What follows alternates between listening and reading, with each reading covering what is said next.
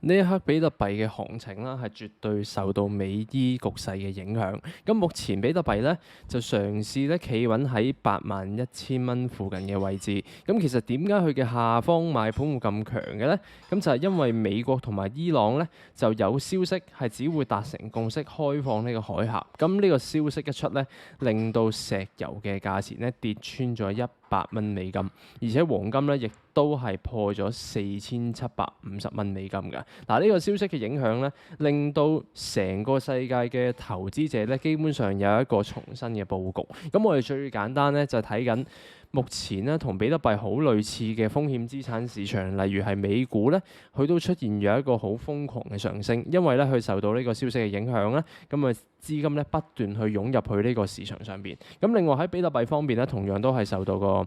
消息嘅影響啦。咁所以正正係因為呢個原因咧，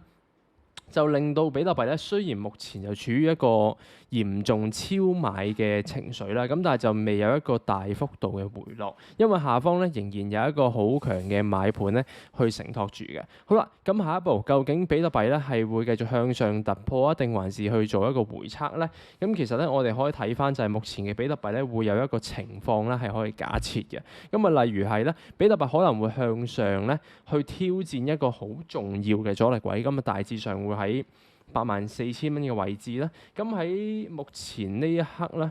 去到84,000蚊，大約會有4%嘅升幅嘅。咁去到呢個位置咧，可能會有支針插上去再落翻嚟啦，又或者係佢喺呢個位置遇到個阻力位之後咧，突然之間會出現一個好龐大嘅拋售阻力。嗱，因為咧原本佢喺80,600蚊咧，呢度應該會遇到佢嘅第一個阻力嘅。咁但係大家留意下啦，比特幣咧喺掂到80,600蚊之後咧，佢嘅 K 線形態咧係仍然好強嘅，就未有一個話好強嘅拋售力量啦。咁我最簡單睇成交量係唔見有呢樣嘢發生嘅。OK，咁所以其實喺目前嚟講咧，我哋要去預得比較保守啲，因為咧市場咧太容易受到消息嘅刺激啦。所以其實我哋要去觀察一下84,000蚊。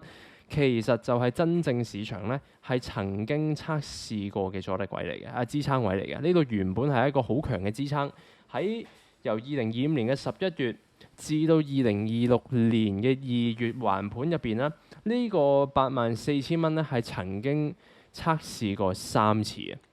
咁所以其實呢個位置咧，當比特幣掂到呢個位咧，佢會出現一個好強大嘅交易密集區，亦都會有一個非常激烈嘅多空角力嘅。咁所以大家緊記84,000蚊會係目前咧比特幣一個非常重要嘅阻力位，係甚至比80,600蚊咧嗰個重要程度咧係有幾級嘅上升嘅。咁另外喺下方嘅支撐方面咧，其實比特幣嘅下方賣盤仍然好強嘅。咁啊，例如係咧，比特幣仍然係處於一個上升趨勢線上邊啦。咁但係目前咧，因為比特幣受到嚴重超買嘅情緒，咁我都唔敢話肯定佢可能會掂到84,000蚊咧，先至會落翻嚟嘅。咁佢有可能咧會向下做回測都唔出奇。其實如果向下做回測嘅話咧，我哋都可以去尋求一啲入場嘅機會。咁例如喺布林線中軌咧，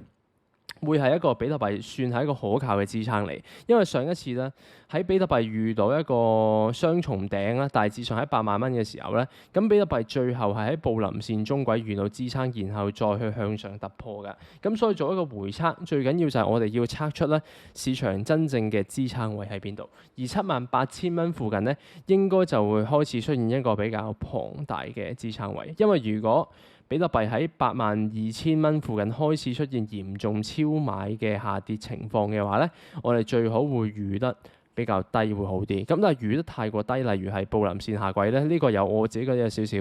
不切實際嘅。咁所以我哋去做期貨咧，最緊要係要去評估一下究竟市場佢會有機會落到邊個位置，而唔係話哇真係遇到非常保守咁樣等一個機會，咁樣可能咧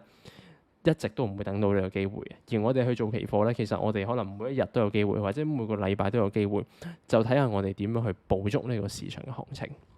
咁所以我做個總結啦，就係市場咧可能短期會有兩個情況，向上咧做一個測試84,000蚊，然後落翻嚟，亦都會有機會向下做一個回測，然後咧再繼續向上突破㗎。咁另外喺長期方面咧，市場處於一個上升趨勢線啦，咁所以喺下方做多咧，嗰個勝率咧應該係會比較高啲嘅。好，另外以太幣方面，嗱以太幣啦，目前咧都仲係受壓於喺我呢個畫嘅阻力位，咁就2400蚊附近啦，一直都未突破到呢個重要嘅壓力區嘅，係啦。咁因為比特幣咧，佢仲未有一個好強烈嘅突破信號啦。另外就係睇翻市佔啦，目前嘅市場佔比啦，大部分有61%咧嘅資金都係徘徊咗喺比特幣度。咁啊，所以咧令到以太幣咧唔夠資金去做突破。如果以太幣要夠資金做突破咧，一定要等比特幣突破咗先，令到外來嘅資金咧進入呢個加密貨幣市場，咁以太幣就有機會可以分一杯羹啦。係，所以目前以太幣嘅情況咧，